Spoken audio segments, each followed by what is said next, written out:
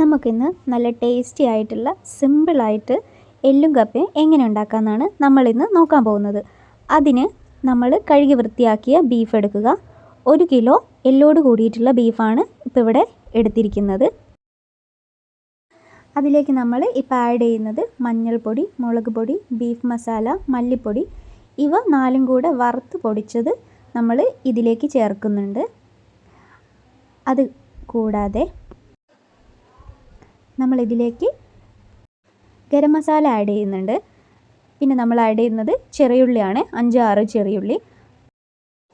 ഇടിക്കല്ലിൽ ചതച്ചെടുത്ത വെളുത്തുള്ളി ഇഞ്ചി പേസ്റ്റ് നമ്മൾ ആഡ് ചെയ്യുന്നുണ്ട്. അത് കഴിഞ്ഞ് നമുക്കല്പം ഉപ്പ് ആഡ് ചെയ്യാം, അത് ആവശ്യത്തിനാണ് നമ്മൾ ഇടേണ്ടത്. അത് കഴിഞ്ഞ് നമുക്ക് അതിൽ കുറച്ച് പെരിഞ്ജീരകം ആഡ് ചെയ്യാം. 2 പച്ചമുളക് സെൻറ്ററിൽ മുറിച്ചിട്ടതാണ് നമ്മൾ ഇടുന്നത്. നമ്മൾ കുറച്ച് കറിവേപ്പില ആഡ് ചെയ്യാം. പിന്നെ 1.5 സവാളയാണ് നമ്മൾ ഇതിലേക്ക് ഇടുന്നത്, അത് നമുക്കിതിലിട്ട് കൊടുക്കാം. അത് കഴിഞ്ഞ് നമുക്ക് കുറച്ച് മല്ലിച്ചെപ്പും പുതിന ഇലയും കൂടെ നമുക്കിതിലേക്ക് ആഡ് ചെയ്യാം. നമുക്കതൊന്ന് മിക്സ് ചെയ്യാം. അതിലേക്ക് നമ്മൾ 2 ടീസ്പൂൺ കുരുമുളക് പൊടിയും കൂടെ ആഡ് ചെയ്യുന്നുണ്ട്. ഇതെല്ലാം കൂടെ നമ്മളൊന്ന് മിക്സ് ചെയ്തിട്ട് അരമണിക്കൂർ മാറ്റിവെച്ച് നമുക്കൊന്ന് കുക്ക് ചെയ്യാം. ആ സമയത്തെ നമ്മൾ കപ്പ വേവിക്കാം. കഴുകി വൃത്തിയാക്കിയ കപ്പയിലേക്ക് മഞ്ഞൾപ്പൊടിയും കുറച്ച് ഉപ്പും കൂടെ ചേർത്ത് നമ്മൾ വേവിക്കുകയാണ്. നമ്മൾ നേരത്തെ കുക്ക് ചെയ്ത് വെച്ച ബീഫ് നമുക്കൊന്ന് എടുക്കാം. അതിനുശേഷം നമ്മൾ മുന്നേ വേവിച്ച് വെച്ച കപ്പയും കൂടെ എടുത്ത് നമ്മൾ ബീഫിലേക്ക് മിക്സ് ചെയ്യാൻ പോവുകയാണ്. നമുക്കിനി ഇതിലേക്ക് മിക്സ് ചെയ്യാം. അപ്പം നമ്മൾ ആ ബീഫിലേക്ക് നമ്മൾ കപ്പ എടുത്ത് മിക്സ് ചെയ്യാൻ പോവുകയാണ്.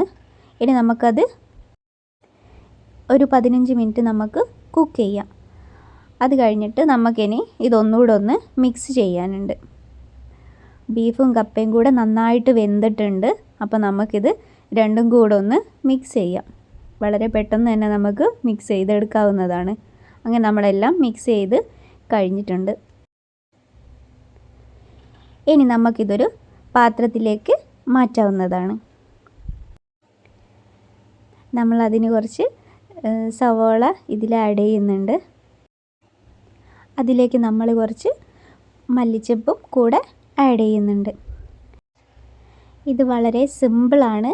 നമുക്ക് എല്ലാവർക്കും വീട്ടിൽ ട്രൈ ചെയ്ത് നോക്കാവുന്നതാണ്. വളരെ ടേസ്റ്റിയാണ്. അപ്പോൾ എന്തായാലും എല്ലാവരും ഒന്ന് ട്രൈ ചെയ്ത് നോക്കുക.